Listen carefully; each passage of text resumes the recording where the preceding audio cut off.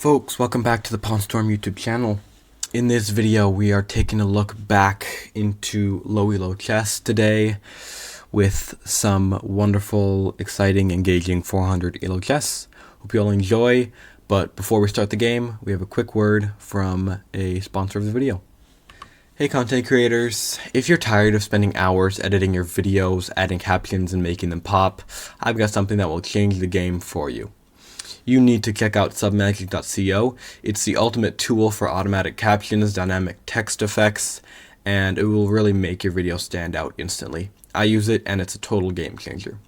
And guess what? If you use my link in the description, you can start making your content look professional right now with my link. If you use code PawnStorm at checkout, you get 10% off, and you can start taking your videos to the next level with submagic.co. Check that out in the description, and now let's get back to the video. Alright, thank you very much for the word from the sponsor there. Okay, so folks, just a quick thing before we start the game. These two players are, as I said, 400. Names are Yanni and Seabeed, I guess. Again, the names and profile pictures are changed. Ratings are not changed. So I had to come up with names and stuff and get new profile pictures. So Yanni has a profile picture of Steve and Alex for Minecraft. Anybody likes Minecraft, let me know. Also, let me know if you're going to watch the new Minecraft movie, because I'm definitely wanting to do that at some point. And then Seabeed is just a normal gray pawn, which means I don't have a profile picture for him. Okay, so folks, just prepare yourselves. That's what I'm going to say. Just prepare yourselves. I'm going to be showing you two games today. This first one, what can we say? It's surprising in some ways, not surprising in others. That's what I'm going to say. Here we go. E4 played by Yanni. We got knight to c6, c3, and knight to f6, d4. This is like how a 400 should be playing, kind of. I would say, I don't really want to say that because I might put wrong thoughts in your head, but for the most part, I mean, taking the center is fine. I would really recommend not doing this dumb c3 thing, and instead of going c3, I would recommend going here, and then here, and then here if you're a beginner. This is always a good approach, okay? So, you know, I think you know what that looks like, though. But anyway, that doesn't happen. c3, knight f6, d4, d5, and now e5, and we have knight to e4, bishop d3, and for whatever reason, black just goes back and loses the knight. G takes, which is better, I think. Yeah, I think that's better. It's kind of hard, because on one hand, you damage the square. I don't recommend castling there. But on the other hand, if you would have castled the other way, it would open up your king a lot. So it's kind of 50-50. I don't know, you know. Anyway, knight to f3 and bishop g4 castles, e5. It's okay. D takes and f takes, and now we have queen to e1, e4. Yeah, just black playing pretty good here, actually. Knight to g5. The point is, yeah, the black cannot take the bishop, right? And also the knight is defended by the bishop and things like that. So queen e7, blocking the pin of the pawn. So we have bishop to b5 pinning, a6. Okay, it takes knight to f4.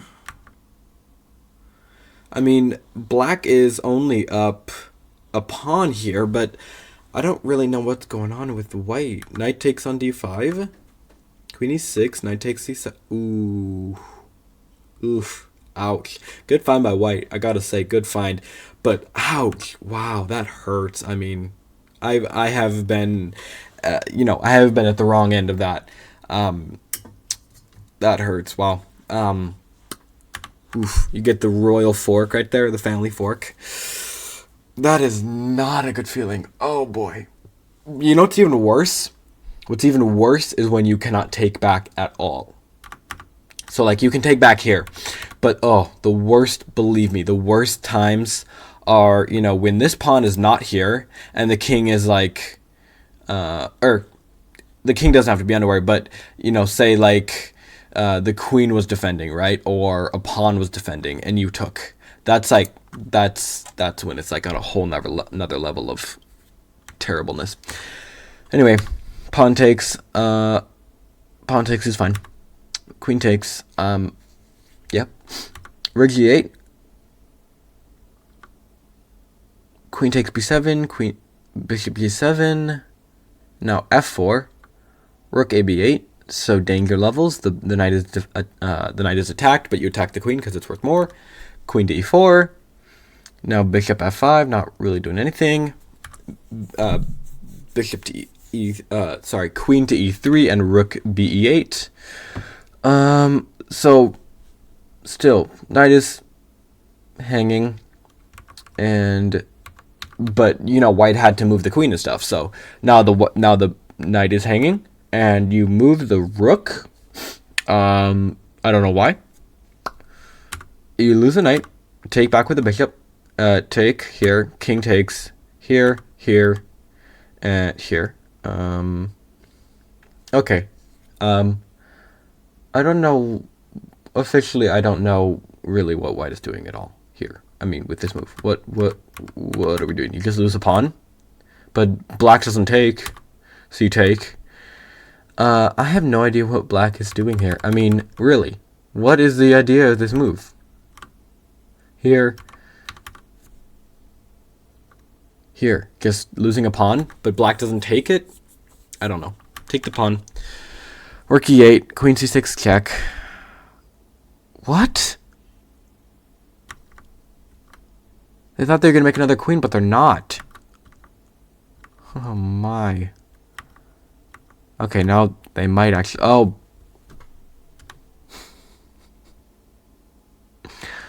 Whoops. Now they probably will make a queen. Or the bishop will just have to sacrifice itself. Oh boy.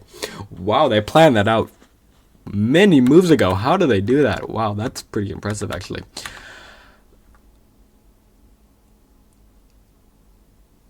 What?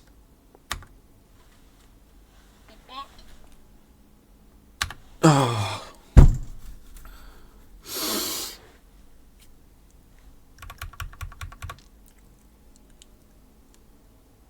First of all, that. And then that? What? Then I was at least blocking. You could have moved. What are you doing? I mean, you were going to lose anyway, but still, what are you doing? Folks, this game is over in like 5 moves. But I kind of want to just stay here for a minute and just look at the board. Just take a look at the board.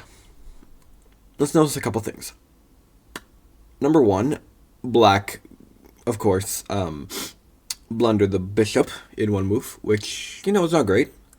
Was going to lose anyway, but anyway, just wanted to go out with a bang, just a little, a punch, you know, just like a little punch before they went out, because they were going to go out. Number 2, 8 points of material on white's side has not moved in 35 moves, okay? These 2 pieces here, this rook and bishop, have not moved the entire game.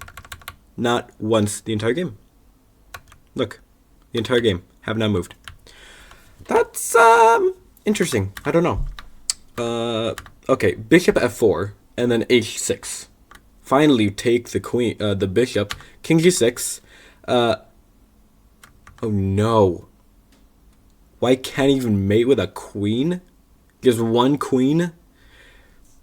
h5, a6, and black resigned. Oh boy. These 2 are... Wow. Boy, oh boy, what in the world? Yeah, that bishop... First of all, the rook, period. The rook did not move in 40 moves of chess. Did not move once. That rook on a1 did not move once. That's like being a full rook down. People, that's like exactly like being a full rook down because you didn't even move the thing. Okay? And still you are up a rook, a knight, and 3 pawns. But basically you were just up a knight and 3 pawns because you didn't even move your rook. It's like you lost your rook. That's not how you play. You need to take advantage of your pieces. I can't stress that enough. You need to take full advantage of your pieces. Because otherwise, what are they there for? Just for you guys to look at and like troll your opponents by saying, oh yeah, I'm going to beat him down, basically down a rook from the beginning. It's like you lost a rook on move 1. And then you play the rest of the game and won. It's like, it's exactly the same. Exactly the same.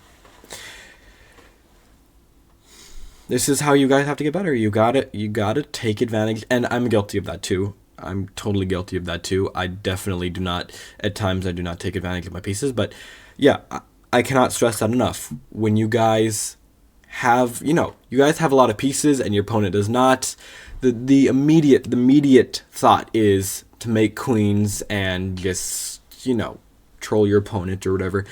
But still, you never know what can happen, first. And second, what are you doing with that bishop, the knight, that rook from the beginning of the game that didn't even move, right? You need to take advantage of the pieces from the beginning. Get all of the pieces out. That could be twisted though. So don't get them out, but like, I think you guys know what I mean, right? Don't get them out and lose them all, and don't, push them in a way that makes them all vulnerable, but be solid and protect all of your pieces, make sure they're all protected. But, you got to just take advantage of them, I guess is what I'm meaning to say. So, just try and take advantage of them. That's all I'm trying to say. So anyway, White did not take advantage of that rook, obviously. They wanted to make another queen, and they didn't move the rook in 40 moves. So, that's kind of impressive, but that was the game. Game number 1. And yeah, let's get into game number 2.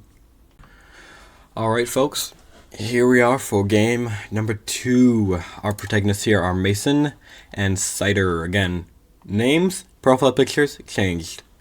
Ratings are not changed. Here we go.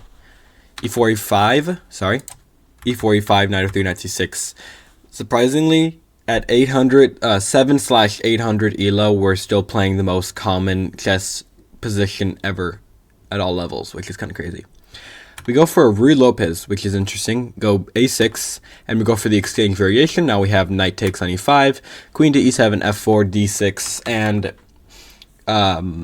White makes a pawn capture there, and then black, as you see there, black attacks the knight. Queen goes there to pin the queen, and we have a bolster of f5 to protect the queen from being hanged. Now we have knight to c3, hitting the queen again. Queen takes and knight takes, and now bishop to b7, knight to d4. And so far, I mean, these guys are playing pretty well. I mean, honestly, I have nothing to say. Honestly, it's pretty good. Yeah. Pretty. I mean, so far it's good. It's great. Knight to e7, knight takes, bishop takes, and now castles, knight to e6, rook f6. Pawn takes, sorry, not pawn takes, knight takes pawn, and now rook to c8, knight takes a6. Okay. It was going great till knight takes a6. The point is, the knight is gone now. Sorry, I didn't mean to make it really loud, but yeah, the knight is gone now. And if I scared you, I'm sorry, but I need to make sure you got my point. Rook e1, king f8, d4, rook takes c2. Guys, take a look at the position here, because it's going to get a whole lot crazier here as we keep going, okay? Here we go. d5, a4, bishop to b4. I don't love that move, but, it's attacking the rook. I get it. It makes sense. We have the bishop going to a3. At first, you're like, oh, that's just a blunder. He can just take. But no, if you try and move the bishop, you can't because there's a pin. Ooh, sneaky. Oh. These guys be doing some tactics here, huh? Bishop takes, rook takes. And now rook to c6. If I'm white, I am making sure my king is well protected. Like, at all costs. Well protected. Rook a1. Rook 6 to c3, and now b4, bishop c4. Okay, bc4, bishop c4 is kind of like a hesitant move or something, you know? It's almost like black was almost running out of time, or, you know, I don't know. But, you know, on the next move, it kind of makes sense because now we have a rook offer. We have takes, takes, and now rook to e5. Yeah, makes sense, I guess. Rook c1 check, king f2, g6. And now the rook is trapped there, can't take any of the pawns. It's not trapped, but it can't take any of the pawns. So we have...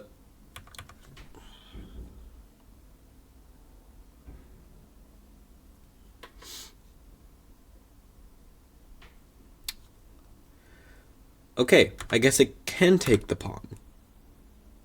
I was wrong. But in exchange for a pawn, you lose your rook?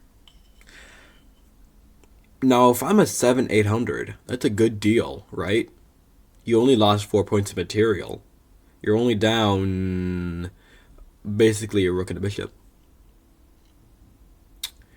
Actually, you're down... Yeah, you're down, I guess, 5 points of material. But still, that's 2 pieces, guys. You got no pieces, they got 2. You guys gotta pay attention.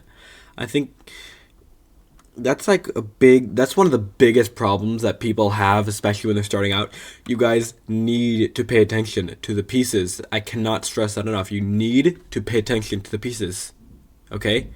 Attention to the pieces is critical. But anyway, yeah, okay. Anyway, rook takes, bishop takes, king to e3. Rook to a1, b6. So black is just trying in vain to make a queen or something. I don't know. Rook takes a4, king d3, and pushes the other pawn kind of uselessly. Takes, takes. I mean, black is just, I mean, it's done. It's over.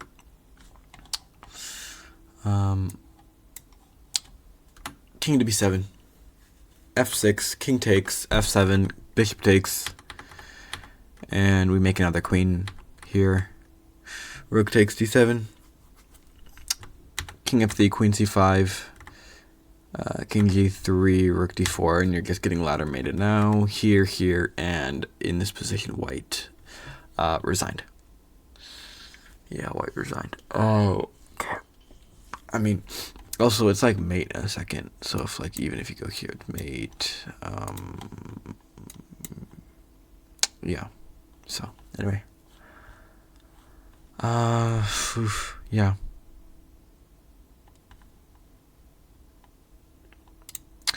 Anyway. What a interesting game. I mean, seriously, yeah. Interesting game. Both sides, definitely white definitely played better in the opening, although you really shouldn't be playing the Ruy Lopez when you're 785, not even 800 rated. You should be playing this at least when you're like 1200. So, yeah, good tactical foresight, I gotta say, by both sides. You know, both sides found some good tactics.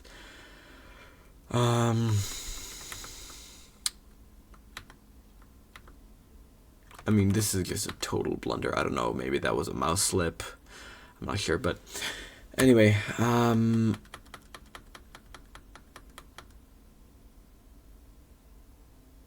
yeah, that was the game there, guys. Hope you enjoyed these overviews, these 2 games in this video. Check out the last, I think these, I've done like 3 of these now.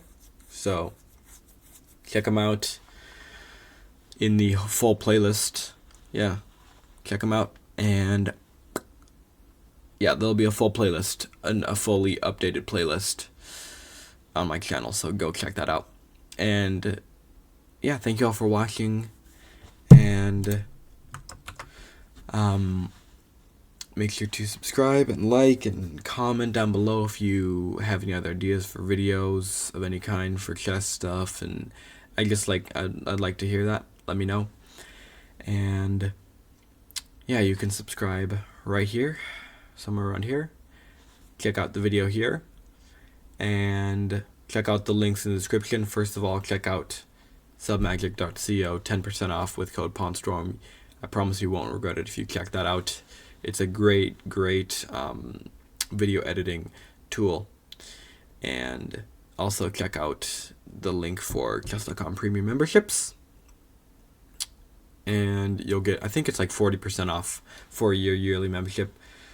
So check that out. You'll be gaining some amazing chess knowledge, and also you'll be supporting the channel. So yeah, that'll be great. Thank you. Thank you all for watching, and I'll see you all in the next video.